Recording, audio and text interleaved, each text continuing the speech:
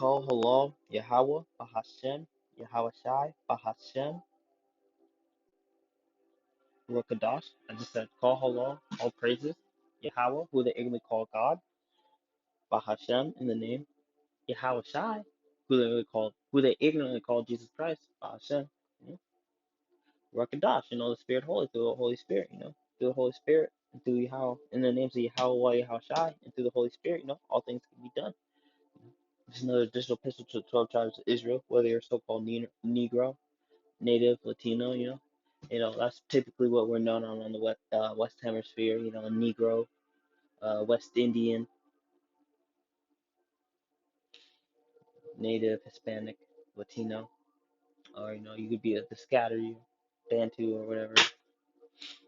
We're scattered all to the corners of the earth.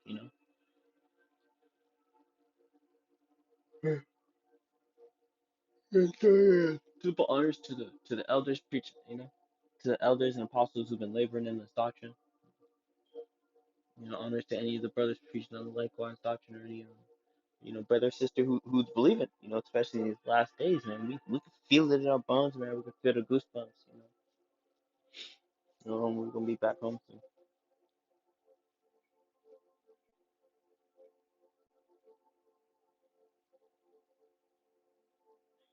Imagine a world where the most powerful country on Earth in 2021 wasn't the United States, but rather Spain.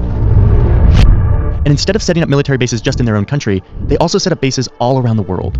Lots of those bases are in former colonies, but also there's a bunch in the United States. Just imagine this. You zoom into Fayetteville, North Carolina, and you see a huge military base. But it's not a US military base, it's a Spanish base on American soil, with lots of homes for the Spanish soldiers and their families, powerful weapon systems, aircraft, all run by the Spanish military. Go inside of one of these bases and it's all Spanish restaurants. Americans can't come in here unless they work for the Spanish government. And then imagine 100 more of these, all throughout the United States on American soil, and hundreds of more throughout the world. Or shift the scenario a little bit. What if it was a country that wasn't our ally? A country like China? What if they had military bases, not in the US, but right up close to our border? Powerful weapon systems right off our shores in islands in the Caribbean. If you're an American, you have to imagine what that would feel like. If you're not an American, it's likely you already kind of know what this feels like. And what better place would it be to stop this?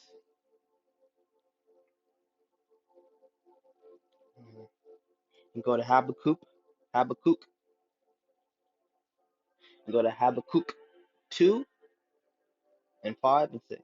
Yeah, also, because he transgressed by wine, that by wine, he is a proud man, neither keepeth at home, who enlargeth his desire as hell, and is as death, and cannot be fulfilled, but it gathereth unto him all nations, and keepeth all people. The United States has an extensive network of military bases outside of our borders, hundreds of bases. I've been fascinated for a very long time about understanding these US foreign bases abroad, but I've never actually taken the time to accurately map them. So let's do it. Let's map every single US military base around the world. It turns out that's a huge task. Google Fi, a phone plan by Google. Fi has unlimited plans that fit your data usage. This is the story of the men of the United States Army who made this project possible, and of man's never-ceasing quest for knowledge.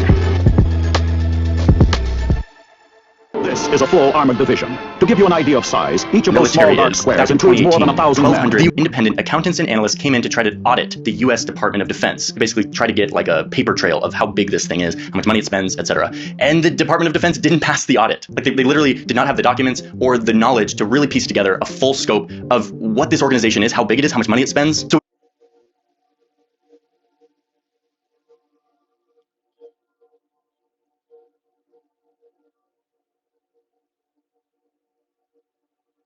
How does that sound, man? How does that sound? All these bases, you think, man, this gotta be expensive. It gotta be, and they can't even do an audit. They can't even do an audit on how much they spend. I mean, that's why they're military billionaires, man. There've been, people who not bill. That's not what I mean. I mean, like people who really just became multimillionaires to billionaires overnight, just based off the military. Space okay, a blank check. That's an abomination to the Lord. Shall not all these take up a parable against him, a taunting proverb against him, and say, woe unto him that increaseth, that is not his. So he's using this thick clay, this debt, this money, this fiat money with no value, to increase what is not his. And how long? How long is this? A long time, man. This hegemony that they've been able to, eat off since World War II. And to him that ladeth himself with thick clay. That thick clay is that debt.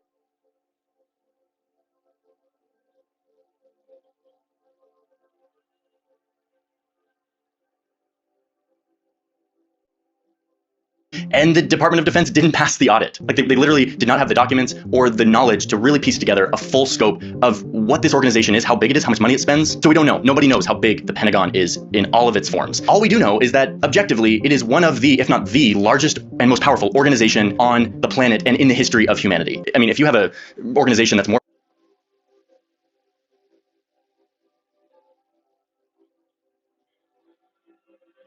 Yeah. Your pledges of wages, your heavy debt. I think the word's like,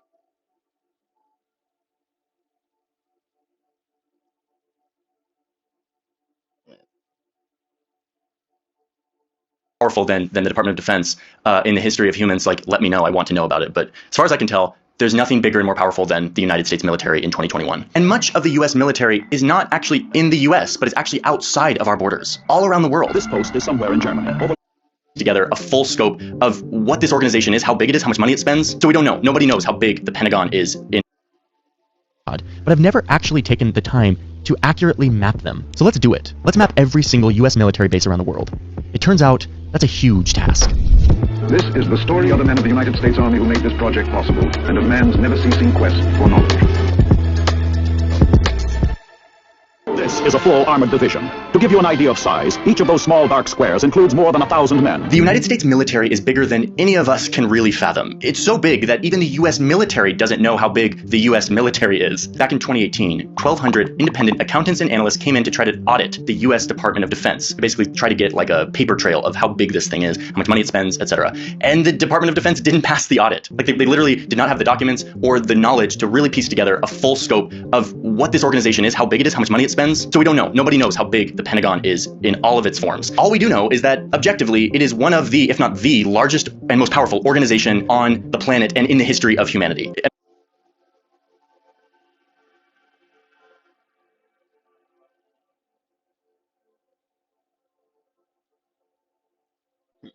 And it says, and the fourth kingdom shall be strong as iron, for as much as iron breaketh and subdueth all things. And that's what so-called Edomites have been able to do. I mean, the Edomites have been able to do. The so-called self-proclaimed white man. In 1680, the self-proclaimed white man subdued all things. Or I'm not saying he specifically did that in that time, but he proclaimed himself in 1680, man, and he's really been doing all things. And he subdued all things to be able to get himself to that point, to be able to say, you know what, I'm gonna call ourselves purity, cleanliness. He called himself white, and he's been able to use the printing press and the sword to spread that influence.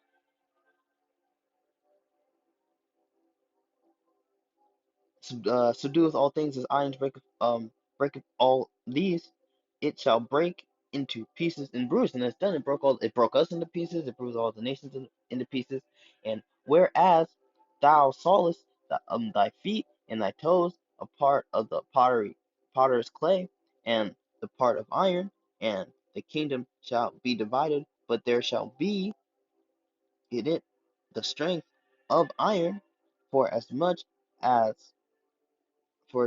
thou sawest iron mixed with miry clay. So as much as iron subdue all things, man, we're seeing inferior kingdoms. These inferior kingdoms, you know, well, at other points it's very strong militarily, economically. That's why America super iron. You know, but Greece can't do that. Like none of these EU places that got military bases all over the place like America. So America's the super iron, but especially Greece, because they're miry clay. As the toes, as the feet were part iron and part clay, so part strong economically, militarily, and part weak. So you got certain horns that are strong and certain horns that are weak.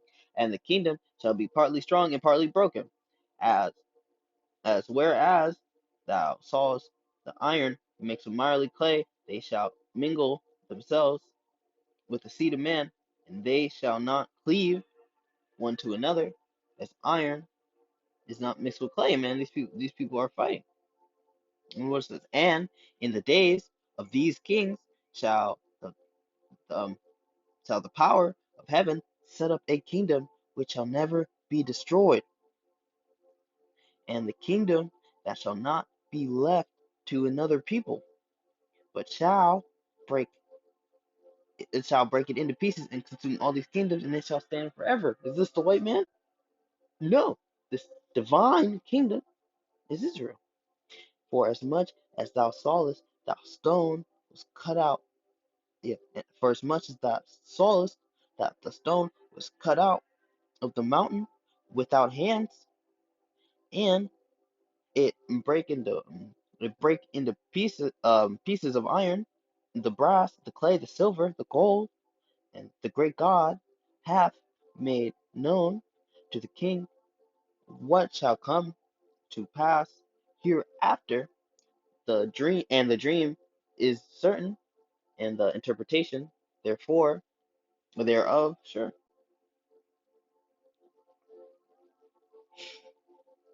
If you have a organization that's more powerful than the Department of Defense in the history of humans, like, let me know. I want to know about it. But as far as I can tell, there's nothing bigger and more powerful than the United States military in 2021. And So there's nothing more powerful in America 2020 in America.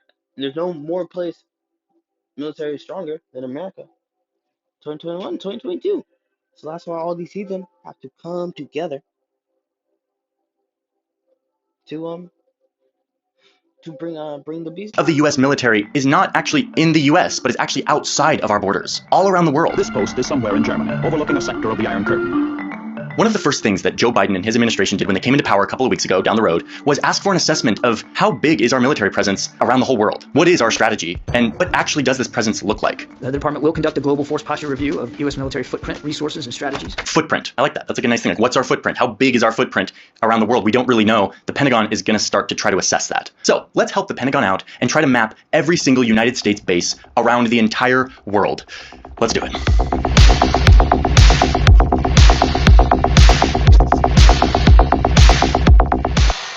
It wasn't too long ago when I used to think that having military bases in other countries was totally normal. Like, doesn't every country have like military bases in other countries? Yeah, anyway. This was sort of reinforced for me when I was in college. I did an internship at NATO, with the headquarters of NATO, which was in Brussels. To get this job, I had to get a secret security clearance from the US government in order to enter the military base, which was NATO. This was really cool because there was always like people coming through NATO that I got to meet, like my diplomacy hero, Madeleine Albright, who used to be the Secretary of State, or this guy. It's a great honor representing my country abroad for the last 37 years. Good old Joe. Hey, Joe. Had no idea you'd be president someday. Anyway, the big benefit of having this secret security clearance is that I could go into any military base, anywhere. And so on Saturdays, I would drive an hour from Brussels to a little village in the Belgian countryside where a military base had been sort of plopped down in the middle of the Belgian countryside, in between like stone walls and quaint streets and sheep and farming plots. Yeah, it's a little blurry in this map because it's, you know, a military base and sometimes they blur the satellite imagery. Nothing I can do about it, sorry. And as soon as I entered into the base, went through all the security and I was in the base, I felt like I had left Belgium and was suddenly entering suburban America. Welcome to the United States. There was a Taco Bell and movie theaters with American movies and all sorts of shops and like yoga studios and like a grocery store that had all of the products that I was very used to, all at the same prices I could get them in the United States, even though they had been flown across the Atlantic and brought to this place, which is a very expensive thing to do. It was a dream for me as a poor college kid living in Brussels and feeling a little bit homesick, to be honest. I hadn't really figured out culture shock at this point. So yeah, I kind of loved it. And I was, again, sort of like, doesn't everyone have military bases in other countries and they can sort of just go to their military base? And it was just, I was so naive. Alas, I've learned the truth. Luckily, I was able to talk to somebody who literally wrote the book on US military bases abroad. Most US bases abroad look like lots of small US towns. Over the years, David has been researching and compiling a database of all the US bases around the world. The result is a very detailed audit that hasn't really ever been done to this degree. In fact, a few years ago, the Pentagon's own research arm, the RAND Corp, was doing some research on military bases abroad. And instead of using the Pentagon's list of US military bases abroad, these guys used David's list. Like, they used David, he's a professor, he's like an anthropologist, he's not like a part of DoD, and yet they're like, this list that he made is actually more authoritative than like the Pentagon's own list. I mean, I'm sort of honored, but it's not a good sign if the Pentagon research arm is using my list and not the Pentagon's own list. So I got a hold of David's list and started wrestling with the data. And Man, so what does that mean? That either means they got some shit they would really rather not claim, or like, man, this is just so crazy. That's just easier. Like, bro, like you can't even fathom. I need a way to display it on a map so that I could get every single base to show somehow. After a few weeks of doing this, I finally have a map, and that map looks like this. Every dot on this map is a US military base or installation of some sort in a different country. Many of these dots are not placed exactly where the base is because many of these bases are clustered in areas, and if I tried to map them all in the exact spot where they really are, they would all just sort of stack on top of each other and you wouldn't really be able to see them. But these dots represent every single base outside of the United States, from huge complexes the size of Rhode Island to small airstrips, little facilities that only house American drones or radar or supplies. This is all of them, and at least all that we know of. And if you look at this map and you see a base that you know of that is not here, or one that is there that doesn't belong there, tell me about it. I want to know, because this is sort of hard information to ascertain. The Pentagon is not very transparent, and neither are host countries, about where certain bases are and why they exist. Many of the bases around the world their existence is due to an agreement between the two countries that is often not open to the public, that is secret. Any errors here are mine and not David's. All in all, the number here is about 750. 750 US military bases, big and small, outside of the United States. By outside of the United States, I'm including US territories that are not equal to the United States, like Guam, Puerto Rico, etc. But in reality, we probably don't know the real number because that data just simply is not transparently available to us. There are a couple major clusters here where the most bases exist. One major one is Germany, and the others are Japan and South Korea. These are basically holdovers from World War II and the subsequent Korean War, when the US, who won the war, came in and occupied these countries in order to set up a new government, write a new constitution, and to help the post-war transfer to a new government. But what's most interesting to me aren't these clusters that came about because of World War II, but instead the far-flung, sort of unexpected or little-known places that the US military has a little footprint, like all the dots in Africa, which have popped up in recent years as the US has expanded its presence there. These are usually small installations that hold maybe a few soldiers or mainly private citizens who are government contractors. And they mainly house things like drones or radar or weapon systems. You also have this cluster of dots deep in the Indian Ocean, which is the island of Diego Garcia, which I've talked about at length, about the US military's role in displacing hundreds of local people to set up a base there. Some of these dots are just airstrips, a runway in the middle of nowhere. And these runways usually belong to the host country, and the US just rents them for a period of time, like this facility in the middle of the desert in Oman. Places like this exist to hold supplies in case a war breaks out. So the US maintains these stockpiles of war supplies all around the globe so that they can strike at any point without having to ramp up a war economy at home. It takes away a lot of the friction from going to war. They've made it easier for the US military to launch offensive wars. The wars in Iraq and Afghanistan were easier to launch because Garcia, which I've talked about at length, about the US military's role in displacing hundreds of local people to set up a base there. Some of these dots are just airstrips, a runway in the middle of nowhere. And these runways usually belong to the host country, and the US just rents them for a period of time, like this facility in the middle of the desert in Oman. Places like this exist to hold supplies in case a war breaks out. So the US maintains these stockpiles of war supplies all around the globe so that they can strike at any point without having to ramp up a war economy at home. It takes away a lot of the friction from going to war. They've made it easier for the US military to launch offensive wars. The wars in Iraq and Afghanistan were easier to launch because the US has maintained a huge infrastructure of bases. Some of these dots don't represent a place where US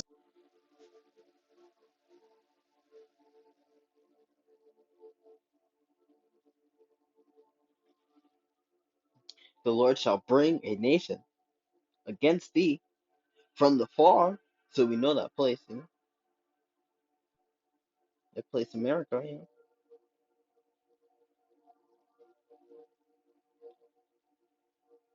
A nation from, or so-called white men, you know, came from Europe, you know, they came from a lot of places, but man, they came from a far area, man, to get to Jake.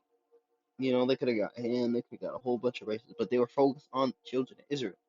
The Lord shall bring a nation against thee from far, from the end of the earth, as swift as the eagle flieth, a nation whose tongue thou shalt not understand, a nation of fierce countenance, which shall not regard the person old, nor will not regard not the person of old, nor shew favor to the young.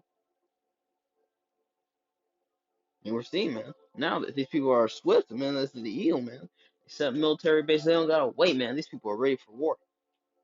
Soldiers are actually stationed, but instead it represents where money from the Pentagon has gone to influence or build up infrastructure. For example, in Iceland, the US is spending a lot of money, tens of millions of dollars, to upgrade this airport, the airport that we all go through when we're going to Iceland, but doing it for military purposes so that the US can use it, can land there if needed. So next time you land in Iceland on your way to the Blue Lagoon, just know that you're passing by one of these little dots.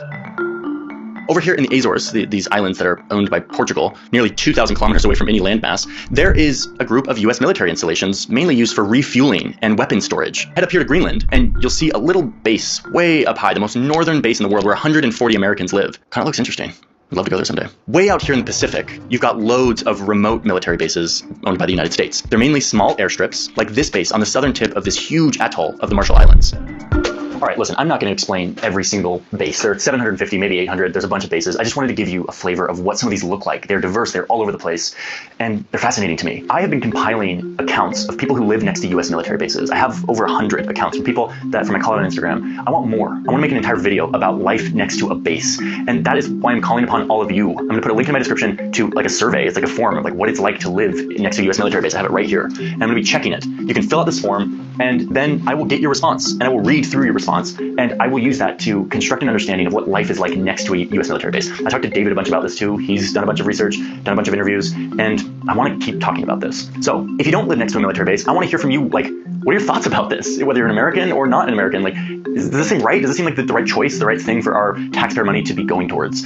I'm still making up my mind on a lot of this stuff, and I want to start a discussion. My goal in this video was to just map it, was to just look at it, be able to see it on a map, and I've finally done that. By the way, there will be a high-res version of this map on my Patreon for patrons who sign up for the map background tier. That will be there. So I will be in the comments more than normal for this video, and I want to hear from you. Before you go, I want to say thank you to the people who gave me a lot of footage for this piece. I didn't go out into the desert and the ocean to film for this video. I got a lot of it from Storyblocks, who's the sponsor of today's video. Storyblocks has supported this channel for a long time, and I'm very grateful because Storyblocks is a place where you can get loads of amazing footage. Like, this video would be half as visually interesting if I didn't have a lot of this footage. But it's not just stock footage. Storyblocks is full of literally over 1 million assets, from sound design assets like sound effects or After Effects templates that you can use to make animations, and then loads of beautiful high-res 4K footage that you can download, wait for it, unlimited amounts if you're a subscriber. Like, you just subscribe, you pay one price a month, and you can download as much as you want of this like really good stuff. I've been using Storyblocks as long as I've been making professional video, well before they ever came to sponsor. That link helps support this channel, but it also gives you access to this amazing library of assets. Thank you, Storyblocks, for supporting this channel, for supporting my work,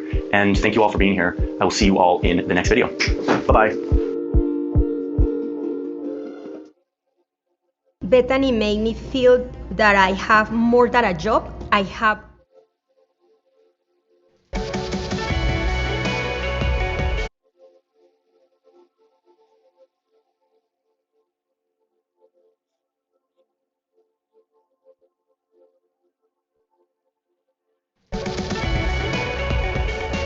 Please welcome to the stage John Perkins. Indonesia, Ecuador, Panama, members of the Royal House of Saudi Arabia. And I've said something like, in this hand, I have millions of dollars for you and your friends if you play our game. In this hand, I have a gun, in case you decide not to. Now, my words were more diplomatic than that, but that was the message. I was an economic hitman. We economic hitmen have created a new global economy, really, a form of capitalism that I call predatory capitalism. It isn't working. We all know this. The oceans are rising. The glaciers are melting. Less than 5% of us live here in the United States, and we consume almost 30% of the world's resources, while half the world is on the verge of starvation, or actually starving. That's not a model. China can't do it. India can't do it. They're trying, but they can't do it. We have to change. We have to have a revolution. We must change the system. I'll get into that in a minute, but first, how did I become an economic hitman? While I was still in business school, I was interviewed by the National Security Agency, the NSA. They put me through a series of extensive psychological tests, including on a lie detector. It's a long story, but to make a long story short, I ended up going in the Peace Corps and being sent deep into the Amazon rainforest. Now, I'd grown up the son of a teacher in a... Man, so you see, this is not the first time peace is going to be said, so I'm going to come back to that. I'm going to come back to that word, but peace is a common theme. Prep school for very wealthy boys in rural New Hampshire. I grew up with lots of snow and cold, kind of like here in the winter, you know, and suddenly I find myself living in a thatched roof hut in the steamy jungle, You think I adjusted easily to that? after, after the Peace Corps, I then took a job. I was given a job as an economist at an international consulting firm in Boston with close ties to the NSA and the CIA. I was trained by a woman named Claudine Martin, whose job it was to train me to be an economic hitman. Now, Claudine had seen my NSA files. She knew that I wanted three things that I thought all my prep school buddies, the rich kids, had: money, power, and sex. Claudine was really good at her job. And she promised me the first two, money and power. And she taught me quite a bit about the third. And then she told me what my job would entail. I would go to countries with resources our corporations covet, like oil. I'd arrange a huge loan to those countries from the World Bank or sister organizations, but the money wouldn't actually go to the country. It would go to our corporations, Bechtel, Halliburton, Brown and Root, familiar names, to build big infrastructure projects in those countries and incidentally make huge profits in the process. They'd build power plants and industrial parks, things that would benefit a few wealthy families in the country, the ones that own the industries. But the majority of the people would suffer. They would be left holding a huge debt they couldn't repay. So we go back and say, since you can't pay your debt, sell your resource, oil or whatever, real cheap to our corporations. Privatize. Sell your utilities, your schools, your jails, everything like that to our corporations. And Claudine also told me that if the leaders of these countries refused my offer, people she called jackals would be right behind me. I didn't actually carry a gun, but the jackals did. My first assignment was in Indonesia, a country that had just ended a terrible civil war where more than 1 million people had been killed. It had a terrifying reputation. So if you wonder, man, these people talk about your shithole countries and they're so poor and why can't you get a corrupt president? You know, you got people in Africa talking about, oh man, we need your people in Haiti, man. We need to go pay them to go kill our people in Africa. Which, like, you know, it's like a mock. It's like you're saying, oh, we need help, but it's like mockery. Like, oh, you're killing the president, man. That's almost, you know, internal family beef. But it's really like, no, man, that's really a problem with y'all leaders, man. Because at least in there, if they're getting overthrown, it's basically the leader rejected. Your leader said, no, I got too much morals for this. I can't do this anymore. And they remove him. KAL HALAL YAHAWAH BAHASHAM YAHAWASHI 144.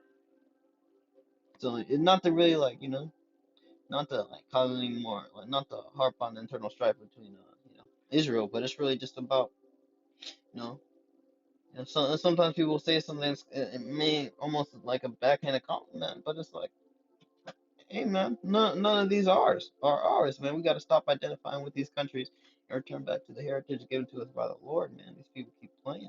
And I have to admit that when I arrived in Jakarta, knowing I'd be there for about 3 years, my knees were shaking pretty bad. My stomach was filled with fluttering butterflies. I had no idea what I was supposed to do. I was a very young man. I just knew that I was expected to produce a report that would convince the Indonesian government to build an extremely expensive electrical system, hiring our corporations to do it. You probably eat money.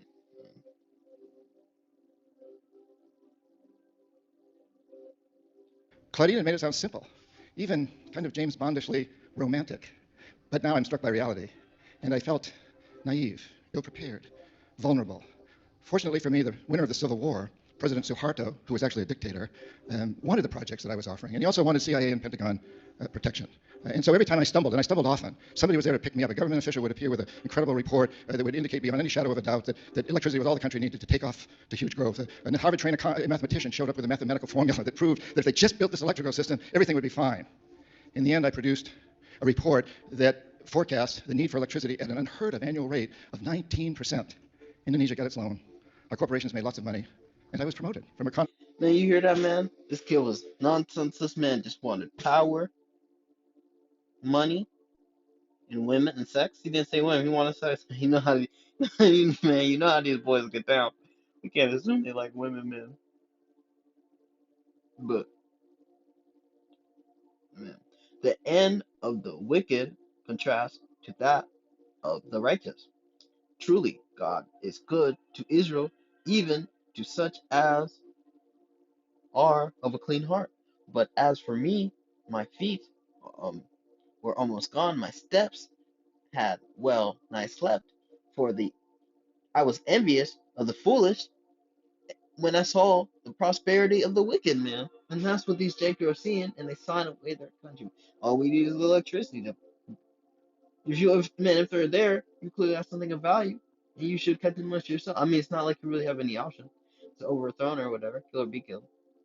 But when you think you have no option, you sign up, man. You see the amount of poverty that your people is brought to, you can't stand it anyways. But that was King David, man. When he saw the wicked, he was envious for a little bit. Man, that's how we need to fight that, man. A lot of people can't come into truth because they're just too envious of the wicked, man. They envy their prosperity, and they cannot live life without having that white man money. You know? having that or that level of prosperity that they see white people have, man. For there are no bands in their death, but their strength is firm. They have not, they are not troubled as other men, neither are they plagued like other men, man. And this is how you know, man, because he was not prepared, he was nervous, but the prosperity of the wicked, that Jake was, was geeked by, and just him, he might be a Jake, but him he's not playing like other men.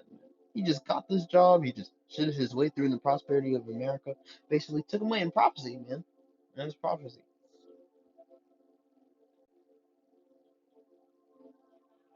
Therefore, pride compasseth him as a chain, and violence covereth him as a garment. The eyes stand out with fatness. They have more than their heart could wish. They are corrupt, and they speak wickedly concerning oppression. They speak loftily. They set their mouth against the heavens, and their tongues walketh towards earth. Behold, these are ungodly, for who prosper in this world, they increase its riches. The chief economist. It was quite a lesson. At that time, the Cold War was just really, really revving up. And Washington believed that Cuba was about to spread communism throughout the hemisphere. The CIA developed a program called Operation Condor to support right-wing dictatorships in Brazil, Argentina, Chile, throughout the continent. Jaime Roldos, president of Ecuador, democratically elected, and Omar Torrijos, head of state of Panama, strongly opposed Operation Condor. I was sent down to get them to change their ways. They wouldn't. They refused. Roldos was killed when his private plane crashed in what many believe was not an accident. Torrijos said, "The CIA killed my friend Jaime. I'll probably be next." In less than 3 months, he died when his private plane crashed under very similar circumstances. You're going to hear after me, after the break, from a Marine Corps general who was in Panama at the time, and he agrees with me that these were probably, at least Torrijos was probably assassination. We don't really know who caused it. And I want to say that I'm not a conspiracy theorist. I don't believe in some overarching conspiracy to take over the... And he worked in here. He had experience with these people saying I'll be killed, and they were, man. And he worked in this field, man. He got experience. The sea theories. But I do read reports. I think I'm a conspiracy factualist. I read just recently declassified information, the CIA's own website, where they admit that the U.S. government was deeply involved in the overthrow or assassination of Prime Minister Mossadegh of Iran, President Allende of Chile, Arbenz of Guatemala, Diem of Vietnam, Lumumba of the Congo. And speaking of Allende of Chile, he was replaced by the terribly brutal dictator General Pinochet. Congo, since 98% of them are Bantus, are Israelites. We don't go into that. Who was a great defender of Operation Condor and also oversaw the murder of tens of thousands of his people, and was praised by Secretary of State Henry Kissinger as a great defender of capitalism. I believe in national security, and I don't believe that U.S. security is served. I believe it's jeopardized when our agencies overthrow or assassinate the leaders of other countries because they don't follow our policies. I'm a capitalist. I think that capitalism has given us incredible technology, art, science, medicine. I think it holds out the hope for the future. But there's this new form of capitalism that I call predatory capitalism that's the enemy of true capitalism. Let me explain. When I was in business school, I was taught that a good CEO makes a decent rate of return for his company and also makes sure his company is a good citizen. He pays his workers a fair wage, gives them health insurance and retirement pensions, pays taxes, imagine that, and supports local school and recreational facilities and so on and so forth. And in essence, he makes sure that his company serves a public interest. That all changed in 1976 when Milton Friedman won the Nobel Prize in economics and stated, amongst many other things, the only responsibility of business is to maximize profits, regardless of the social and environmental costs. It changed everything. And it has created this global fiasco, what I believe we're headed toward this disaster where we're in it a lot now with the climate change, with all the things that we all know is happening, and we must change that. And we can change that. How? I think the American Revolution actually offers an interesting example. Back in 1773, most everybody in the United States believed that the British were invincible. But George Washington stepped forward, and he remembered 20 years earlier during the French and Indian War, he had witnessed at the Battle of the Monongahela the defeat of a huge, powerful British army by a handful of Indians. And Washington said, they're not invincible. All we got to do is hide behind trees. Change the rules. So I think that's where we're at today. Change the rules. I like the rules I learned in business school, that a good corporation, a good CEO should make sure that his corporation serves a public interest, is a good citizen. I like the idea that you and I should invest in corporations that instead of essentially destroying the resources upon which our economy is based, instead of doing that, they clean up pollution, regenerate destroyed environments, develop new technologies for more efficient energy, transportation, communications, and just about everything else. In essence, let's get our corporations to create an economic system that is itself a renewable resource. Are you ready to do that? Yes, I think we're all ready. We can create this renewable resource. So our corporations today really run the world. They control most of the politics in this country and just about everywhere else. But it's important to remember that they need us. We work for them, we manage them, many of you own them, you run them. They depend on us to buy their goods and services, to invest in them, to work for them, to support them through our tax dollars. We have the power. You have the power. Earlier, we heard this incredible music about our passion and our power. Let's put our passion to work. This brings us to you. What is it you can do, each and every one of you? What can we all do? Well, I think perhaps the most important thing to start off by saying is that we are living at a time in history when the individual, you, has more power than ever before. I travel a great deal around the world, speaking at events like this and many others. And everywhere I go, whether it's in Asia or Africa, South America, Europe, Middle East, United States, people are waking up to the fact that we live on a very tiny, fragile space station with no shuttles. And it's headed for disaster, and we got to turn it around. We can do it. So in my latest book, which is for sale out here, The New Confessions of an Economic Hitman, I have a whole section devoted to what you can do, lists and ideas. But I want to just mention 3 of them here today, kind of in summary. So remembering that we have this power today, especially with the internet. Number 1, search out and spread, shine a light on the story behind the story. I think my life demands that you and I look for the story. It demands laws, global laws. Do it. Get involved, please. This is something important that we all can do. And number 3, help a corporation understand that it must serve a public interest. Corporations, I think you and I, not everywhere else, but it's important to remember that they need us. We work, offers an interesting example. Back in 1773, most everybody in the United States believed that the British were invincible. But George Washington stepped forward, and he remembered 20 years earlier during the French. Let me explain. When I was in business school, I was taught that a good CEO makes a decent rate of return for his company and also makes sure his company is a good citizen. He pays his workers a fair wage, gives them health insurance and retirement pensions, pays taxes, imagine that, and supports local school and recreational facilities and so on and so forth. And in essence, he makes sure that his company serves a public interest. That all changed in 1976 when Milton Friedman won the Nobel Prize in economics and stated, amongst many other things, the only responsibility of business is to maximize profits, regardless. He, Genesis 9:6, whoso sheddeth man's blood, by man shall his blood be shed. Oh man, that messed up. Wrong verse.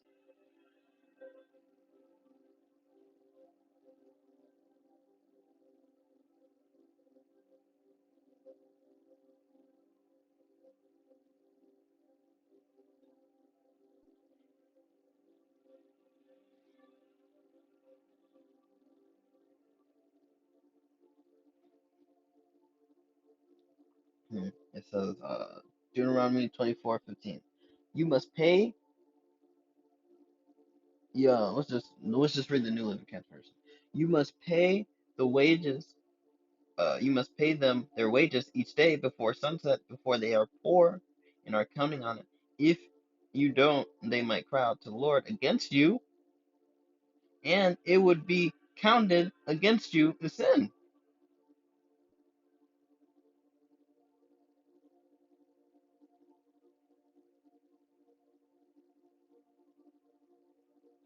Man, he's telling that's fascinating. Because they're praying, man, you pray, man, imagine, man, that person was a faith, man, and they've been trying to hold on, man, they've been praying, holding on, man, they've been in that situation, you know, 5 in you destroy their country, man, they just start robbing, they have to start, murder, that's kind of against you, caused that situation, that's kind of against them too, but mainly of you. The social and environmental costs. It changed everything. And it has created this global fiasco, what I believe we're headed toward this disaster, where we're in it a lot now with the climate change, with all the things that we all know is happening, and we must change that. And we can change that. How?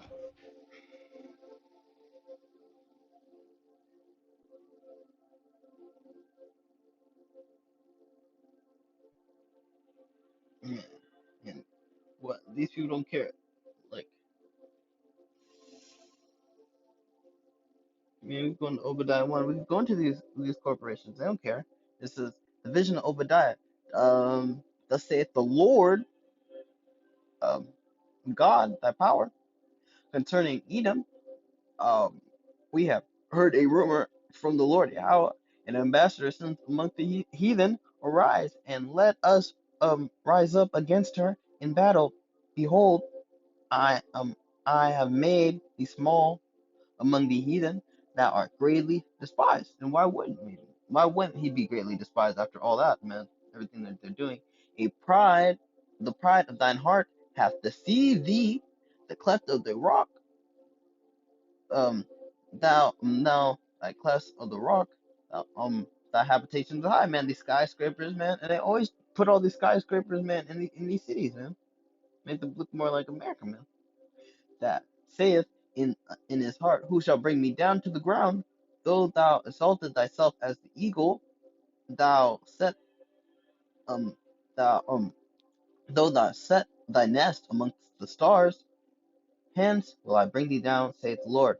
If these come to thee, if if robbers by night, how art those cut off? If they not have stolen till they had enough. And so unless you, man, until these men are cut off, man, these people are gonna keep stealing, man. If the grape gatherers come to thee, will they leave some grace, man? We know about them, man. Man, in slavery, you go work at Walmart, man. All the things that are broken, can they say, hey, bro, you could just have that, bro? You know, we're gonna file this in the claims anyway, so you might as well just you got it. You have the one little thing is destroyed out of this whole thing. So we gotta put the whole thing. We gotta put all the units in the claims. You gotta have that one little bottle since the, like one little can of soda or some drink because one of the in a pack one of them broke. No. Oh, can you have grace on the plantation? No. Northern Kingdom know about that. Southern Kingdom know about that. How are these things Esau sought up? How are his hidden things searched up? Man.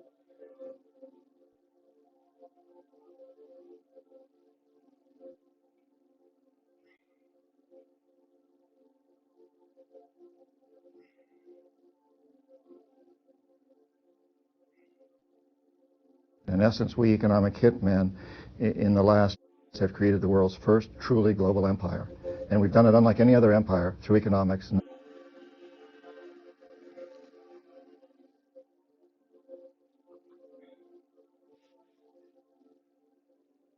In essence, we economic hitmen in the last 40 years have created the world's first truly global empire. And we've done it unlike any other empire through economics, not through the military for the most part. So it's been done in secret. And I did this for 10 years, all the while struggling with my conscience as I did it, and yet never doing anything illegal. What economic hitmen do should be illegal, but it's not.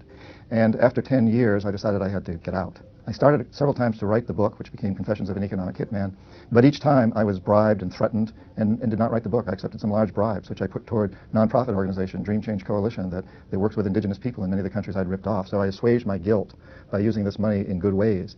And Well, he said the world's first global. He said the world's first global empire.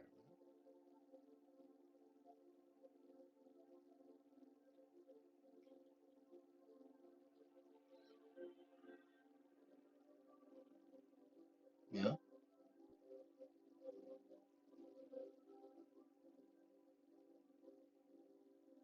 So I was yeah. All right. So this is when Jacob tricked him, Esau, I believe. Therefore, I mean Jacob tricked Isaac.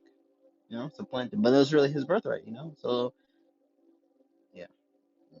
God, Lord ordained it. This is just the story that the Lord chose to convey it, to us. So therefore, God, thy power, will give thee.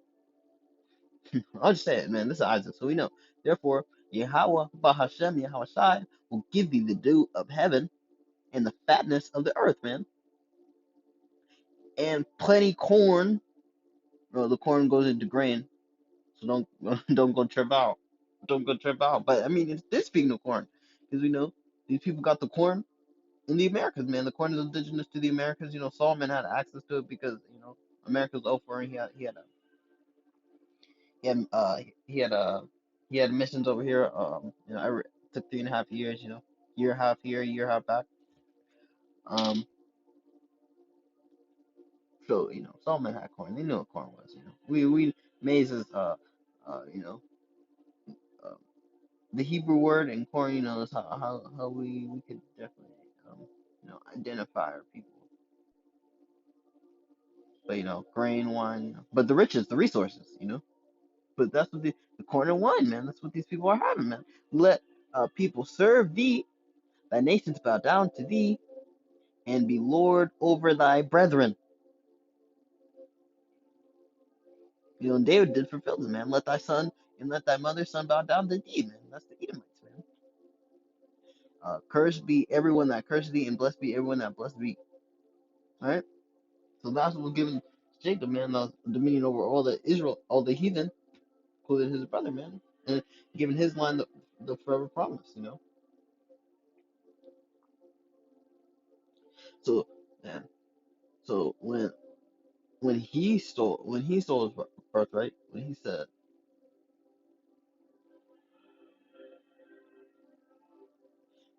and Isaac trembled, um, and Isaac his father said unto him, Who art thou? And he said, I am thy son, thy firstborn Esau. And Isaac trembled very exceedingly, and said, Who? Where is he? Hath taken thy venison and brought it to me. I have eaten of all before thou camest, and blessed him, and he shall be blessed. And when Esau heard these words of his father, he cried with a great and exceeding bitter cry, and said unto his father, Bless me, even me also, my father. Um, and he said, Thy brother come with subtlety and taken away my blessing. And he said, he um and he said, Is he not rightly called named Jacob? For he has supplanted me 2 times. So what's that 2 times? When he stole the birthright. So that means you sold it, man. He just went to cash in on something you already sold, man. It's not like you just sold it, man. You told you, well, what shall I do you if you're dead, man? You couldn't think eternally. You were thinking fleshly and immediately. You didn't care. So he supplanted me 2 times. He took away the birthright from me, and behold, now he hath taken away from me a blessing, and said, Hast thou not reserved the blessing out for me? And he sold it. He supplanted you. He finessed you. And you still complain. You still crying? Yeah. And Esau and Isaac answered and said unto Esau, Behold, I have made him lord over thy brethren, and his brethren and all his brethren have I given unto him for servants. With corn and wine have I sustained him. So what shall I do now unto thee, my son? And Esau said unto his father, Hast thou but one blessing, my father? Bless me, even me also, O my father. And Esau lifted up his voice and wept. And Isaac and his father answered and said unto him, Behold, thy dwelling shall be thy fatness of the earth, man. Let me slow that down. Man, so he's saying right here, Isaac's saying, Isaac said unto Esau, Behold, I made him Lord, man. I given all his I gave him the dominion of all the heathen and the resources forever. I gave him that eternal priesthood. And Esau saying, well, Father, man, you only have one blessing. Can you bless me? Also, he's crying, man. So man, he had to come with some makeshift. So what can you give when you gave somebody everything already for eternity? What can you give to somebody? And Isaac said to his father, and Isaac his father answered and said unto him, Behold, thy dwelling shall be the fatness of the earth, the fertile. Man, here you go, man.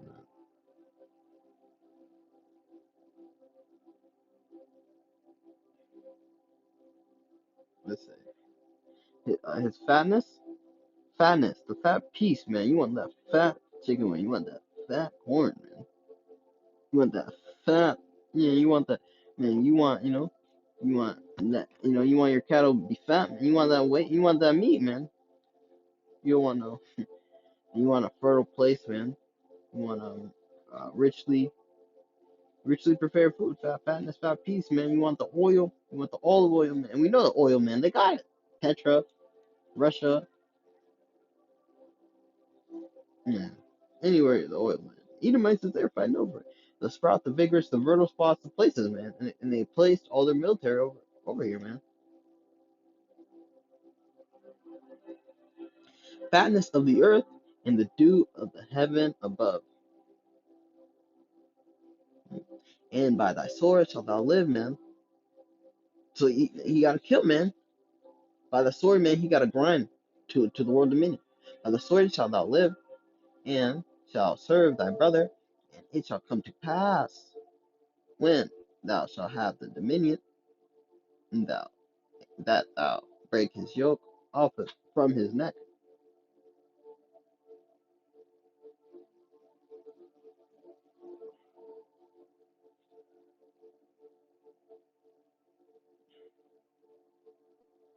So she's talking about, man, he had the dominion, man. I mean, he would live by the sword, and then you know, and David would put him in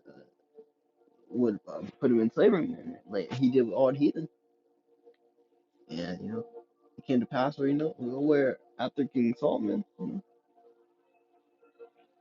you, you know, they got out of captivity, man, and Esau hated Jacob because of the blessing within his father.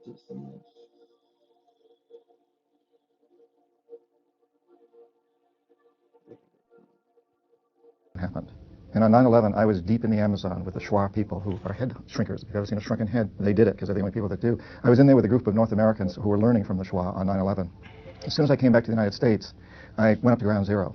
And as I stood there looking at that smoldering pit, and you could still smell the burning flesh, I knew that I had to write this book because I knew that the American people have no idea of what our foreign policy is based on. And I knew I had to speak out to that the American public had to understand why there's so much fear and anger and hatred directed at us around the world, which is not to condone Osama bin Laden or mass murder, but it is to See, he made you despised amongst the heathen. say that I knew the American people had to understand.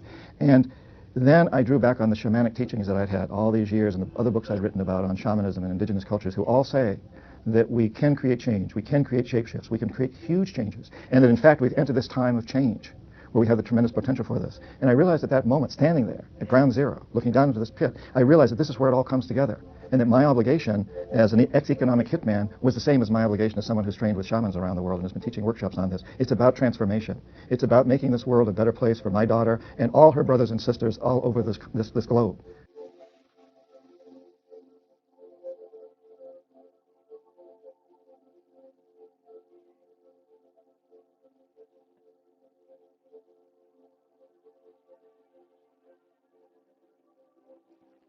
People behind the whole thing, those who paid money, those who mobilized all the resources.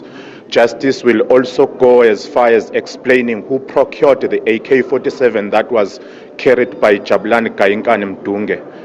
It will also go as far as explaining who procured and bought the Mercedes-Benz, as we are told that is what it was bought through a slush fund of crime intelligence. Will the counterintelligence report be released in this court? Will it be declassified so that the whole truth will be told of what really happened, how our friend was killed, how our comrade was brutally assassinated by hitmen that were procured, hired by my own organization, the ANC, that have turned into a political mafia.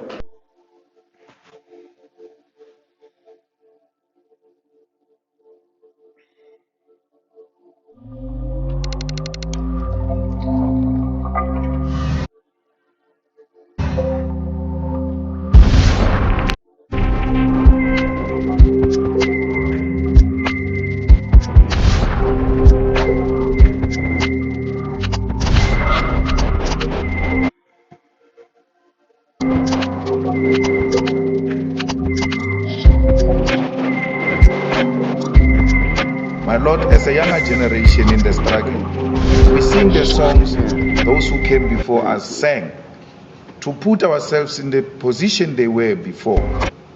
And like we said, our songs are not in any way engaged in any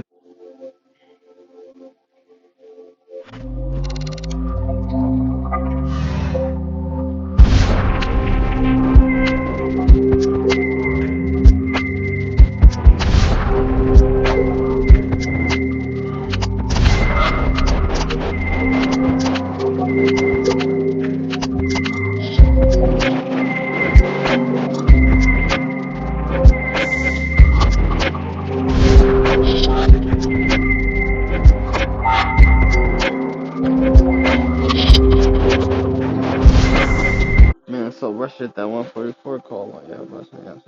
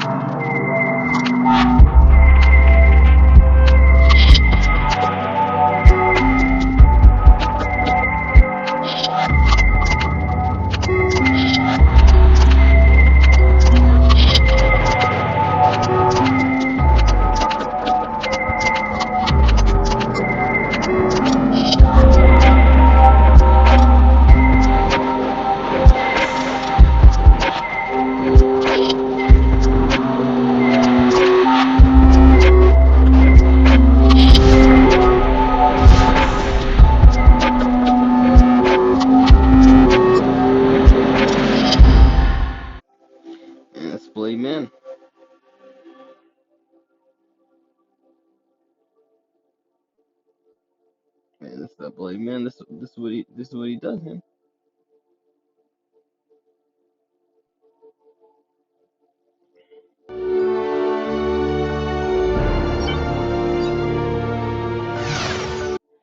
The biggest nuclear weapon the US detonated wasn't in Hiroshima or Nagasaki. It was in the Marshall Islands.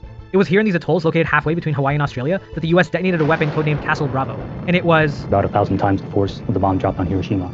The Marshall Islands is mostly made up of atolls, which are ring-shaped coral reefs with a lagoon in the middle. And some of these atolls were still inhabited when the nuclear fallout dropped from the sky onto people's bodies. My cousin Erosi, he was on top of a tree whenever the powder fell. He died when he was a teenager. In fact, the US tested 67 nuclear weapons in the Marshall Islands, and the damage they caused was unthinkable. Malformed babies, jellyfish babies, some people call them. The long-term side effects are still hurting people to this day. Cancer rates in the Marshall Islands, in the Marshallese community, are higher than the general population. And after testing nuclear weapons on their islands, the US studied the Marshallese people without their consent. The United States chose us to be guinea pigs to develop their weapons. The Marshall Islands gained its independence from the United States in 1979, but when it was a US territory, it was abused as a testing ground for nuclear weapons. The world is afraid of America because of that hydrogen bomb was created in the Marshall Islands. I'm still thinking, why Marshall Islands? Why us? Nason Locken is a nuclear survivor, who like many other Marshallese has now moved from the islands to Arkansas. She was just a year old when the Castle Bravo explosion detonated, and she was directly affected by radiation growing up on the contaminated Rongelap Atoll. I remember people get really, really sick all the time. Sick with thyroid, sick with cancer. I was angry because a lot of my cousins, like my cousin Liggett, he went back in a box. From 1946 to 1958, the US tested 67 atomic weapons in the Marshall Islands. None more destructive than Castle Bravo, tested in 1954. The US Army actually wasn't expecting the Castle Bravo explosion to be as big as it was. The materials used in the weapon actually fissioned in such a way that the bomb nearly tripled its yield and drastically expanded the blast radius. Camera position, 50 miles at 10,000 feet. And then there was the wind. It blew in a different direction than what the scientists expected, and carried nuclear fallout to nearby populated islands. Even so, the winds were within the area of acceptable fallout. That's the word they used, acceptable fallout. On the atoll's upper islands, this H+5 to H+50 hour dosage ran from possibly 1,500 to 3,000 Roentgens, well above the lethal human dose. The devastation was massive. The frame size of the picture is 14 by 18 miles. The film is running at normal speed. Nason wasn't on Rongelap that day. She was on nearby Kwajalein Atoll where the US Army had set up a base camp. But Nason's family was on the exposed island, and she described what her family saw. My uncle John Anjine, he was having coffee 5 or 6 o'clock in the morning, and they saw a bright light. Smoke went up all the way up to the cloud. And then when it reached the cloud, it exploded. It was louder than thunder. They were so scared. The woman and children ran into the bush and hid there. According to her family, that's when the powder started falling. Fallout of the radioactive particle now begins for a period of 10 hours or more. My cousin Erosi, he was on top of a tree whenever the powder fell. And he ran to the ocean because he was burned all over. And it got worse. Nobody told him anything. All day long and all night long, the powder fell on the island. People were sick. And that thou shalt take up this parable against the king of Babylon and say, how hath the oppressor ceased, the golden city ceased, the Lord hath broken the staff of the wicked, and the scepter of the ruler, he who smote the people in a continual wrath. Who smote the people in wrath with a continual stroke. He hath ruled the nations in anger and persecuted, and none hindereth. The whole earth is at rest and is quiet, and they break forth in singing. Yeah, the fir trees at thee, and the cedar of Lebanon saying, since thou have laid down, no follower has come against us. Hell from beneath is moved for thee to meet thee at thy coming, and stirred up the dead, and even all the chief ones of the earth, all the kings, and all the dead are the heathens, because they can't accept, they can't receive the truth, so they'll never know what it's like to truly live, at least on this side. The covenant is not made with them, but it will be dealt with how they follow along, according to the law. All the chief ones of the earth it hath raised up from their thrones, all the kings of the nations, and they shall speak and say unto thee, thou art weak as we, thou art become like us. And what are they talking about saying? No, it's talking about a man, Esau. Thy pomp has brought thee down to thy grave, thy noise of thy bowels, the worms have spread under thee, thy worms have covered thee. O art thou the son of Lucifer, fallen from heaven? O Lucifer, the son of the morning, thou hast cut down to the ground which did weaken the nations, and they're dude, man. They're watching. They're gonna see America get nuclear destroyed, man. They were probably watching those bombs that this is like holy shit. Diarrhea, stomachache, ache all over their body. The next day, their hair fall out. The majority of those receiving the heaviest radiation reported some transient nausea on the first or second day. Some loss of hair was a frequent symptom. Most of the Marshallese in this category developed multiple skin lesions, predominantly on the scalp, back of the neck, and feet. On the third day, a ship came, and a seaplane came, and this guy named Oscar Dubroom said, everybody get on board. If you're thinking about staying back, you're gonna die. So everybody got on board.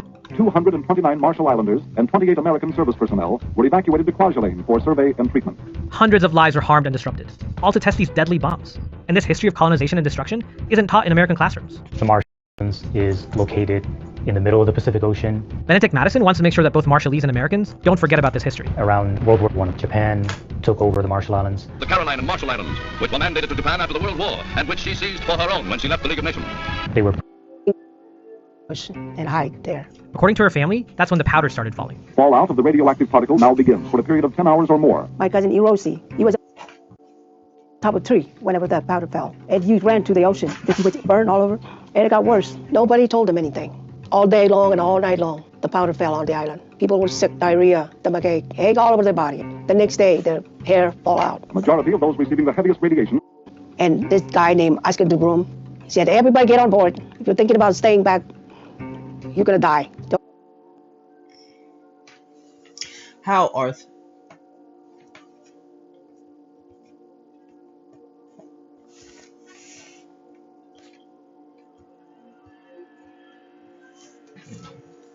How art thou fallen from heaven, O Lucifer, the son of the morning? Thou art cut down to the ground. How does weaken the nations? For thou hast said in thine heart, I will ascend into heaven. I will exalt my throne above the throne of BAHASHAM YAHAWASHI, and I will set the congregation in the sides of the north. Man, they sit in North America. I will ascend above the height of the clouds, and I will be like the Most High. Yet thou hast brought thee down to hell, to the sides of the pit. They that nearly look at thee, that nearly look upon thee, and consider thee, saying, this is the man that did wicked, that this is the man, so it's clearly talking about a race of people, a man. This is the man that made the earth to tremble, to shake the kingdoms, man. We watch him shake the kingdoms, man, with the 1,000 nuclear bombs, atomic bombs that they've been testing. That made the world as a wilderness and destroyed the cities thereof, man. Made the world as a wilderness. People can't even live, man. These people got all type of nasty diseases. Made the world as a wilderness and destroy the cities, and open not the houses of his prisoners. And man, they got the most populated prisons in the world. I'm talking about all these terrible countries, man.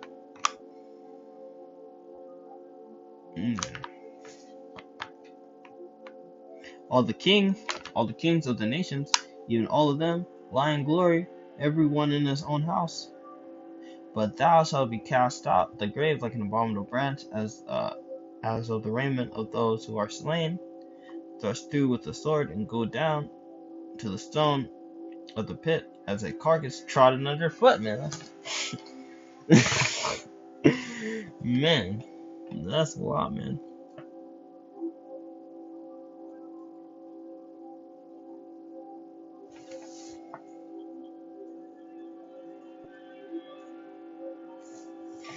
Everybody got on board. 229 Marshall Islanders and 28 American service personnel were evacuated to Kwajalein for survey and treatment. Hundreds of lives were harmed and disrupted, all to test these deadly bombs. And this history of colonization and destruction isn't taught in American classrooms. The Marshall Islands is located in the middle of the Pacific Ocean. Benedict Madison wants to make sure that both Marshallese and Americans don't forget about this history. Around World War I, Japan took over the Marshall Islands. The Caroline and Marshall Islands, which were mandated to Japan after the World War, and which she seized for her own when she left the League of Nations. They were pushed out by the Americans in 1944. Out of the war, the United States inherit many new Pacific islands. And soon right after, the United States was looking for a place where they could test nuclear weapons.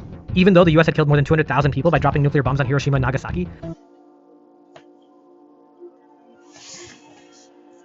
The very next year, it decided to test even more nuclear weapons. In 1946, Bikini Atoll in the Marshall Islands was the scene of the first of these tests.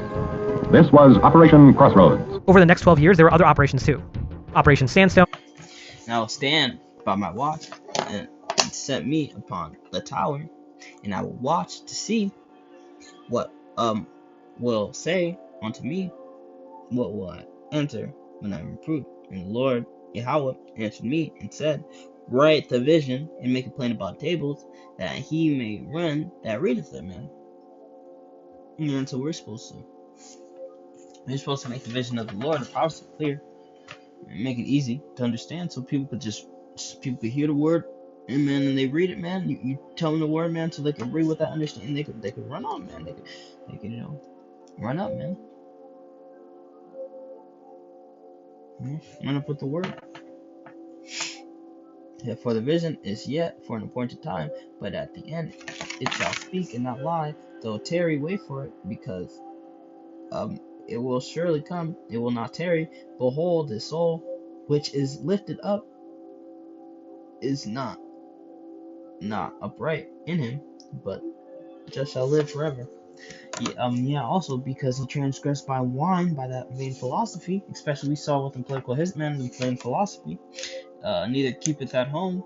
With every video, the military bases, to the nukes, and to the political assassin, and they don't keep it at home. But who enlarges the desire is hell, and is at death in every situation. The desire, and it ends up to death. It turns every situation to hell, and it cannot be satisfied. But he gathereth unto him all nations, and heapeth unto him all people. Shall not all these things take up a parable against them, and a taunting proverb against them, and say, well, to him that increaseth that which is not his, how long? And to him that ladeth himself with the clay, say that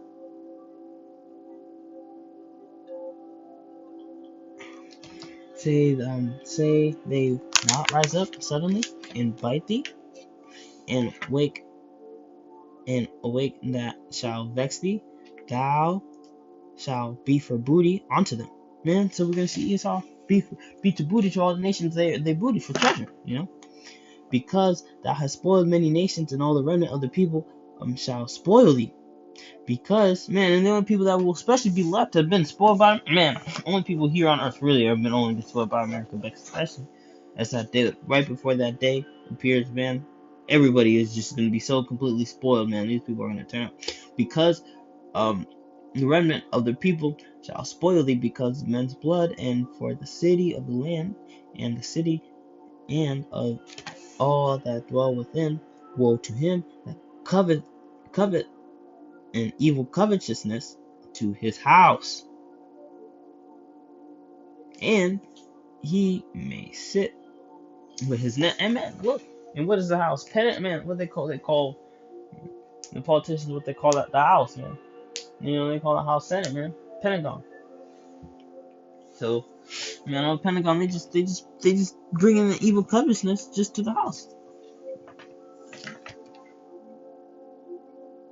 Evil covetousness to his house. He may set his nest on high, Obadiah, and he may be delivered from the power of evil.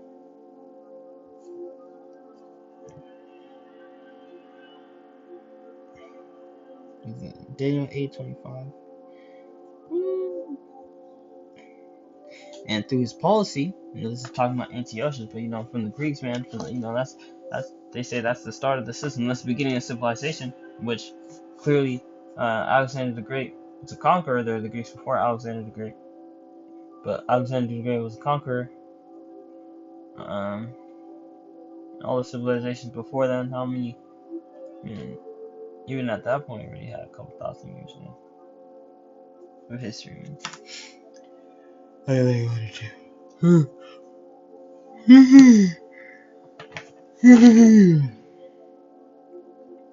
But this talking about Antiochus, but I believe Biden is Antiochus in the reincarnation. They keep that democracy alive, man. They quote this period. So through his policy also, he shall cause craft to prosper in his hand. He shall magnify himself in his heart by peace. So that's why peace is the big word that's been said. So by peace shall destroy many. He also shall stand up against the prince of princes and be broken without hands. That's what Greenhouse, Ivy, Hardtack, and Operation Castle, with the devastating Bravo explosion. Because of his remoteness and also because of his small indigenous population, the United States chose the Marshall Islands. These islands in the Pacific, Bikini, Kwajalein, and Eniwetok, were chosen because no populated areas would be put in danger. But populated areas were put in danger. All of those exposed were taken to Kwajalein, where complete physical examinations were carried out. We had to watch the radiation doses received. They stripped them naked. So these men, they saw their mother, their sister, their grandmothers naked. And that's all 3 unclean spirits, you know. And those 3 unclean spirits goes to, you know, the political, economic, and religious systems. So, you know, you got the Vatican, you got their religious systems. You got the White House, you got the Pentagon, you know, that's the military. You've seen, man. Ain't no more powerful organization. And you got, I mean, you know, the Pentagon, Washington, D.C., all that, you know, that's connected. And here you have the financial system, the banking system, you know. That really is run out of, like, Britain, Europe. I mean, out of, like, you know, Europe. Out of, the UK, I believe. You know? I saw 3 unclean spirits like frogs come out the mouth of the dragon, the mouth of the beast, and out the mouth of the false prophet. For these are the spirits working miracles, which go forth unto the kings of the earth, of the whole world, to gather them to battle on the great day of BAHASHAM Almighty. BAHASHAM Almighty. Behold, I come as a thief. Blessed is he that watcheth and keep his garment, lest he walk naked and they see the same. He gathered them together in a place called Armageddon in the Hebrew tongue. We're gonna see that.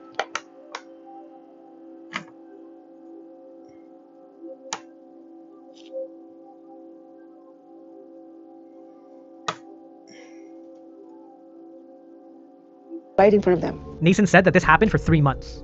After the natives were evacuated, radiation survey teams were flown back to the exposed atolls, where studies were made and water and soil samples taken. After 3 years in exile, the people of Rongelap were sent back.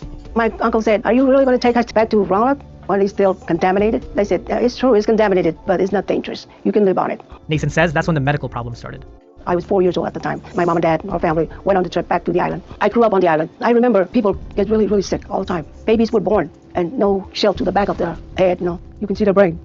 When the radiation affects the cell and it affects the genetics, the DNA, then instead of making the normal products, it'll make the abnormal products. That's Dr. Sheldon Ricklin. He's the only Marshallese doctor in the continental United States. You got your immediate effects, your acute effects in terms of the beta burns that people that experience during that time, the thyroid nodules and the thyroid cancers, the malformed babies, jellyfish babies, some people call them. Some of these images are intensely graphic, but it's important to show what the aftermath of Castle Bravo was. When you think about radiation, when you think about nuclear weapons or nuclear testing, the first thing that usually comes into mind is the direct effect in terms of cancers. Nason says she lost many relatives to cancer and other diseases she suspects were caused by nuclear radiation. My Uncle Don died.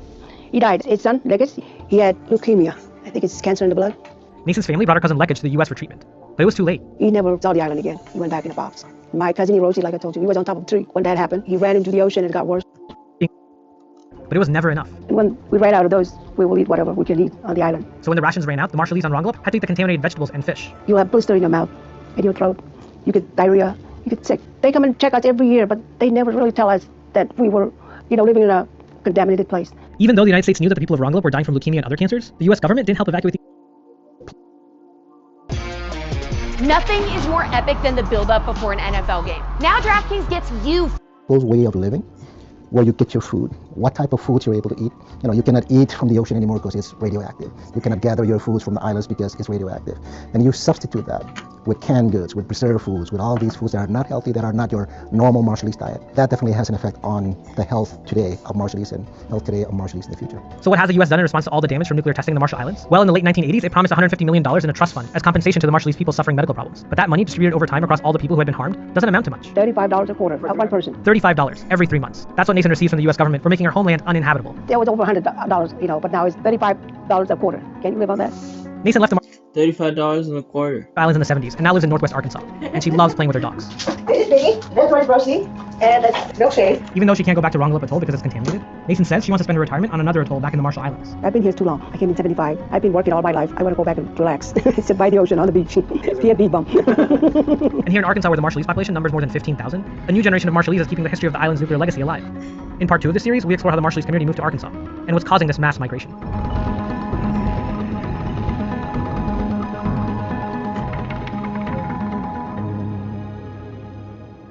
Aren't they, man, he's not destroying the earth? They can't even live on the island. How many wars is the United States fighting right now? Well, one answer is 0. Under the Constitution, Congress must declare war, and the last countries Congress declared war on were Bulgaria, Romania, and Hungary, members of the Axis powers. That was in 1942. That's right. The United States has not declared war on any country since 1942. 8 decades, 0 wars. America must be one of the most peaceful countries on earth. But as you know, that's not the reality. America is still fighting wars around the world. It just doesn't want to call them wars. In recent years, the United States has been fighting in Afghanistan, Iraq, Libya, Pakistan, Somalia, Syria, and Yemen. 7 different countries, and those are just the ones the Pentagon officially acknowledges. The actual scope of American war-making is wider. Researchers at Brown University recently counted 14 countries in which U.S. troops were engaged in combat to fight terrorism. And then there are the forces of the United States stationed indefinitely overseas as part of a massive network of allies and partners. Take the Middle East. U.S. troops number around 13,000 in Kuwait, another 13,000 in Qatar, 7,000 in Bahrain, around 78,000 remain in Japan and South Korea, and that's not even getting to Germany, Djibouti, Cuba, Romania, and so on. In all, America stations about 200,000 service members overseas because it has committed them to protect by force about 1/3 of all the countries in the world. Where does that leave the other 2/3, home to most of humanity? The answer is on the receiving end. Over the last 20 years, the United States has dropped an average of 46 bombs and missiles on other countries each day. In 2016, Barack Obama's last year in office, the United States dropped upwards of 26,000 bombs on 7 countries. But not to worry, America's coercive power is not supposed to be for war. It's for military-led operations, police actions, or humanitarian interventions, bombings or surgical strikes. And of course, there's the inevitable collateral damage, a term the U.S. military created during the Vietnam War as a euphemism for dead, innocent people. At least America used to have a Department of War, calling it what it was. But in 1949, the Department of Defense was born, and the American military began to pioneer a language of sterile obfuscation to describe the brutal realities of war. The problem goes well beyond language, of course. Over decades, America has perfected the art of isolating itself from the wars it wages. On TV, wars play out like simple dramas, us versus them, with no blood and no casualties unless perhaps they're inflicted by the enemy. Americans rarely see images of combat. To judge from most broadcasts, war involves firing missiles into the sky and admiring the beauty of our weapons, to quote one anchor. And the people America sends to war, they're increasingly separated from the rest of society. Since the draft ended in the 1970s, the government moved to an all-volunteer force, and it relies as much as possible on technology like drones that keep American casualties to a minimum. So the wars America conducts take place largely outside of public view. It was only when 4 U.S. soldiers were killed in Niger in 2017 that many Americans learned we had troops there in the first place. Although the system perpetuates itself like a self-licking ice cream cone, U.S. leaders have a theory of the case. Military dominance, they say, is supposed to achieve peace through strength. This theory guided American leaders in the 1990s after the Soviet Union fell, leaving the United States with undisputed power. During the Cold War, the United States built an apparatus of military alliances and bases to contain Soviet communism. Once the Soviet enemy had collapsed, America had an opportunity to scale back its military footprint, invest the gains at home, and let other countries manage their own affairs. But instead of pulling back, planners in the Pentagon vowed to maintain a predominant military position, so great as to prevent any potential rival from even aspiring to a larger role in their own regions. No one would dare to take their own initiative, not even U.S. allies, who would stay subordinate to the United States. The result? Of all the times the United States has used armed force since 1946, roughly 80% of those interventions have taken place after 1991. That's right, the United States has used force more frequently after the Cold War than during it, and it's not even close. Despite the promise of peace through strength, peace has not come. Quite the contrary. Armed supremacy, assumed to ensure peace, by peace shall destroy many, produced endless war. In the 1990s, the United States began to station tens of thousands of soldiers in the Middle East. Suddenly, it found a cavalcade of enemies in the region who resisted American aims. Take Afghanistan. After 9/11, the United States did not merely go after the terrorists responsible for the attack and punish their sponsors. Instead, America tried to transform Afghanistan. It set out to build a brand new Western-style centralized state, applying what was supposed to be overwhelming strength to impose peace. It soon became clear that, in the words of the Lieutenant General, who for 6 years was the White House's chief advisor on the war, and I quote, "We didn't know what we were doing." The United States tried to build Afghan security forces, only to find they couldn't do the job. The United States tried to build a thriving market economy, only to see the opium trade become the only thriving part of the Afghan economy. The United States tried to build a liberal democracy, but in doing so empowered warlords and fueled corruption. So the Taliban mounted an insurgency and made steady gains. Now it controls the country and enjoys its strongest position since the war began in 2001. For Americans, war has come to appear normal, inescapable, eternal. It has no declared beginning and no end in sight. That's what makes them endless wars, not just that they are long, but also that they lack a worthy and achievable purpose. The United States has trapped itself. Pursuing military dominance has generated unnecessary enemies. These enemies, in turn, have made dominance costlier and more dangerous. That's why year after year, the United States seems to grow ever more threatened and ever less safe, according to the very leaders responsible for that result. It's as though the most powerful nation on earth has no control over its conduct. No choice but to keep spending more on the military than the next 11 countries combined.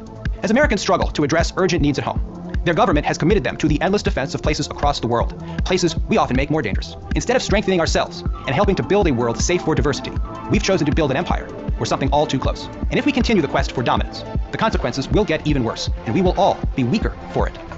I'm Stephen Worth. I'm Director of Grand Strategy at the Quincy Institute for the Gravel Institute. Man, we be seeing all these other countries move.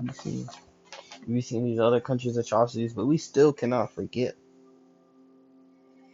We still cannot forget, man, who the bloody man is.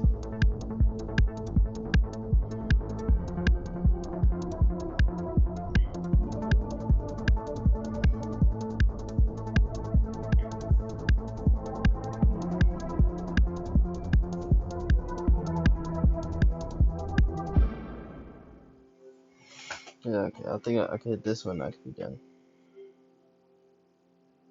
Running while black is not running from anything. It's pushing forward, having everything. Communal. Powerful. We are here.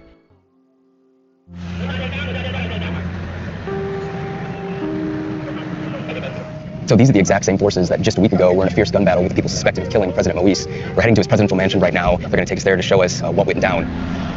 On July 7th, Haiti's President Jovenel Moise was gunned down in his home overlooking the city of Port-au-Prince.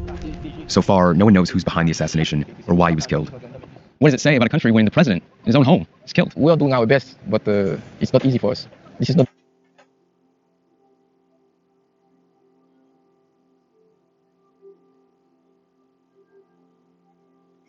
Let the matter, this matter is by the decree of the watchers, and by the decree of the word of the holy ones, in the intent that the living may know that the Most High ruleth in the kingdom of men, and he giveth to whomever he will. And he set it up the basis of men, and he's setting up the lowest of men, man.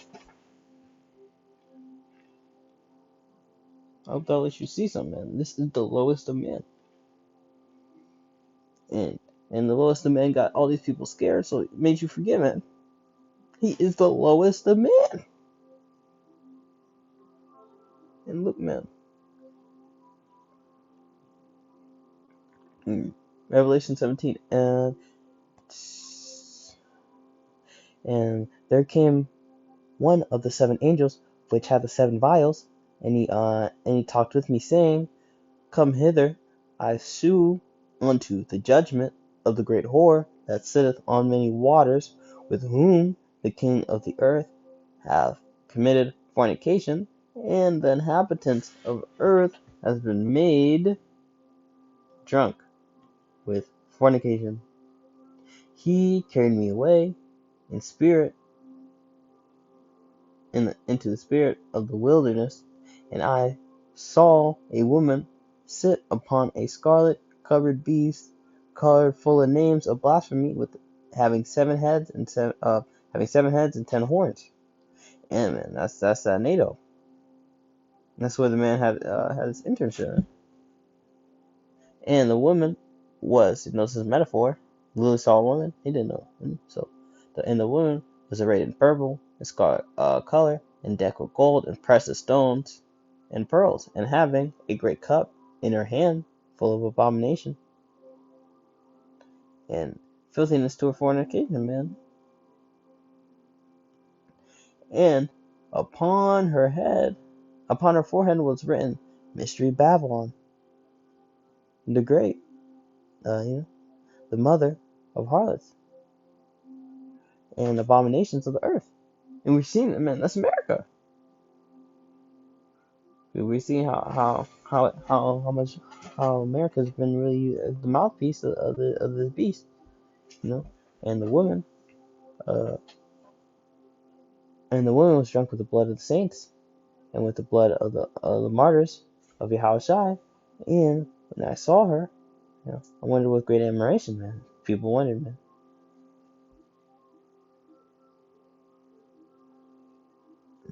And the angel said unto me, where thou sittest, where didst thou marvel? I tell the mystery of the woman and the beast that carried her, with 7 heads and 10 horns. The beast that solace was and is not. You know, it didn't exist yet.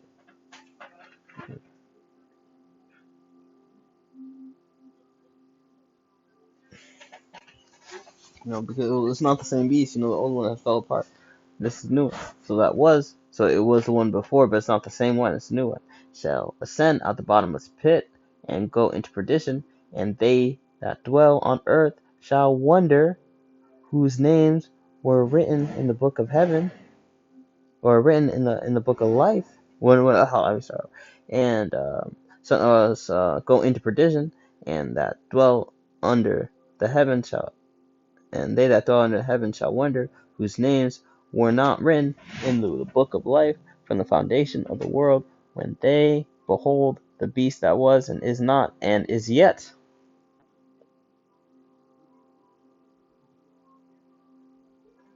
And here is the mind which hath wisdom, 7 heads and 7 mountains, on which the woman sitteth, and there was 7 heads, and 5 were fallen, and 1 is, and one is not yet come. When he cometh, they have a short span, and the beast that was and is not, but even is the 8th, is of the 7th, going to perdition. The 7th is Britain, I believe, and the 8th is Matthew.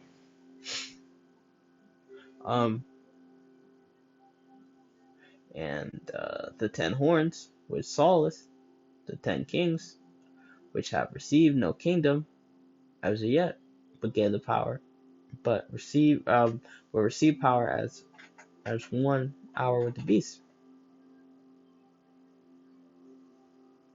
And these have 1 mind, and shall give their power unto the strength of the beast, man. And that's NATO. So I'm playing this. Army. So that kind of battle that having place here is, I think it's something that might be controlled.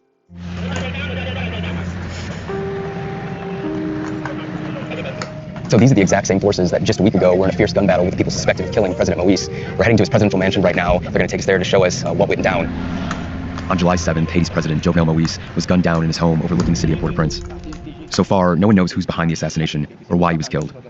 What does it say about a country when the president, in his own home, is killed? We are doing our best, but it's not easy for us. This is not the army.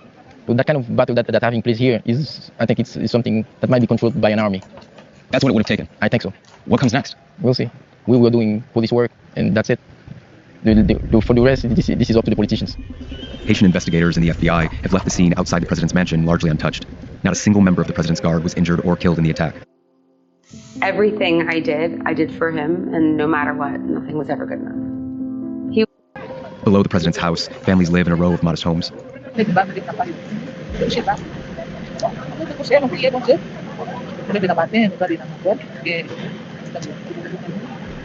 the president's been killed, do you feel safe?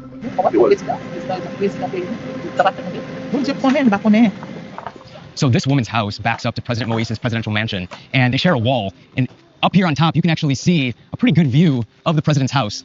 Now, up here on the hill is a police tower, a guard tower, and we're told that that was unmanned the night that he was assassinated. Why do you think that guard tower was unmanned? It was like a routine. So sometimes they have people, sometimes they don't. So. Just luck of the draw that night? Seems a little strange, no? Well, I don't know.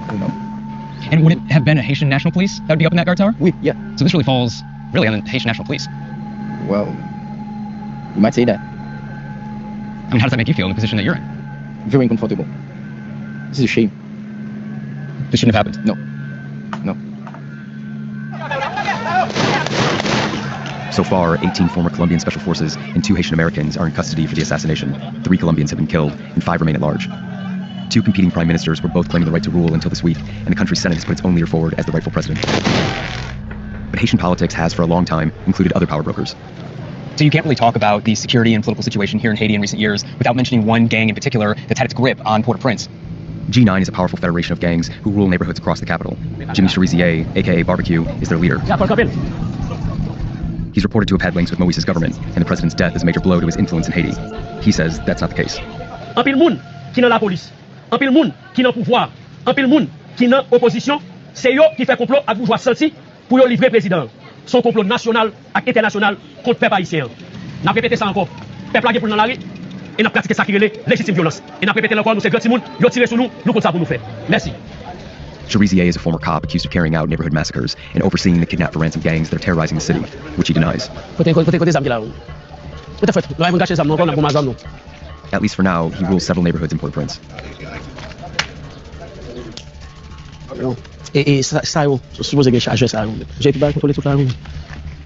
Do you see G9 and yourself as a legitimate authority here in Haiti?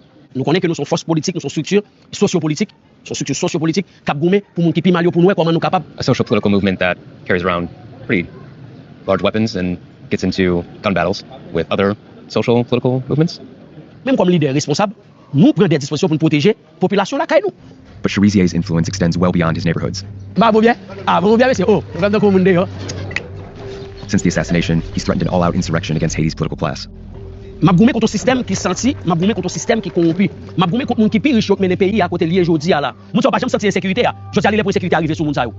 Moun so pas jamais senti ça krele ou dormi la kayou. Bal ap tirer. Jodi aller pour bal tirer contre moun sa yo et tout. I see you getting emotional. What do you think is bringing tears to your eyes? C'est américain. Ouais comment moun vit aux États-Unis pas vrai? Est-ce que vous voulez mener la saline pour regarder comme côté moun a dormi? Est-ce que vous voulez mener Delmadé pour regarder côté moun, pour regarder côté ti moun a vivre? Yeah, on va parler de misère comme ça. Ok, yes. Ça le doit acheter là. Dis-moi mon message, bye. But it's the people in poor neighborhoods that often suffer the worst at the hands of the gangs. This woman was making between $1 and $10 a day when kidnappers took her 5-year-old daughter. She's still afraid for her safety, so we're hiding her identity. Et puis, m'tendons l'autre cri encore. Là, moi sorti, moi je n'ai deux messieurs sur moto. Can you describe what the people who took your daughter, what they looked like? Et ça me dit, ouais, ce monsieur, c'était Mario qui était sous yo à Port-à-Lantins. Bon, monsieur pas de cagoule. Yo kidnappé lui dimanche, il fait lundi, mardi, non mercredi, yo relève. Il dit, madame, on va $4,000 américains. Dit, mes amis, bon Dieu, papa, m'a 4,000 ti roche, qui dit, on va $4,000 américains. Dans dimanche, c'est comme ça, deux, on campé, on tape balé. Et puis, m'tendons, monsieur, dit, monsieur, à de quoi son boule petit, yo tué, non, monsieur. L'aime courir sorti dehors. Il dit, al soupon, après. Et puis, m'courir pied à terre, là, qui balé à terre. M'courir pied à terre, mal gardé. L'aime rive, moi, c'est petite, moi. Parce que m'pas penser, petite femme, que yo te capturé, dans l'état pareil, ça. Et qu'on bagaille que yo te fait, petit. What do you think they did? Mais c'est violé. Who do you think is responsible? Bon. Autorité. Il était responsable parce que c'est eux-mêmes qui m'ont fait kidnapping. Ça me dire, c'est le président qui a mis eux. Puis moi, un bon ange malheureux, il faut le bon ange grand nègre là tout. Et ça me dit. C'est pour vraiment peur parce que, ou pas quand on cartouche marron sorti, ou vient prendre, on est capable de victime n'importe qui gens, là qui cause. Après, bon Dieu, dans celle-là. Despite President Moïse's assassination, life in Haiti seems to have returned to normal. But the normal Haitians are used to is violence. So we just arrived at the Pétionville police station. We were about to start an embed with the Haitian National Police. Right as we were walking out to the car, we heard gunshots outside of the gates of the police station. They are doing that almost every week. And so guys just come up to them, shoot and rob them. Shoot and rob them. The cops set up a roadblock in the neighborhood market, and officers spent nearly an hour shaking people down. What happened for the last 20 years, the state lost its power. So people are not afraid of the authorities here anymore. But we have to restore the authority of the state. They weren't able to find the shooter, but we heard later that a suspect had been killed by police and quickly taken to the morgue. Are the police at this moment able to protect people, Haitians, from gangs and kidnappers? Well, this is going on a daily basis for us. The institution needs help. I pray that this lesson is edifying. Call hello, I hope this lesson was edifying. Call Allah, Yahawah, Bahasham, Yahawah,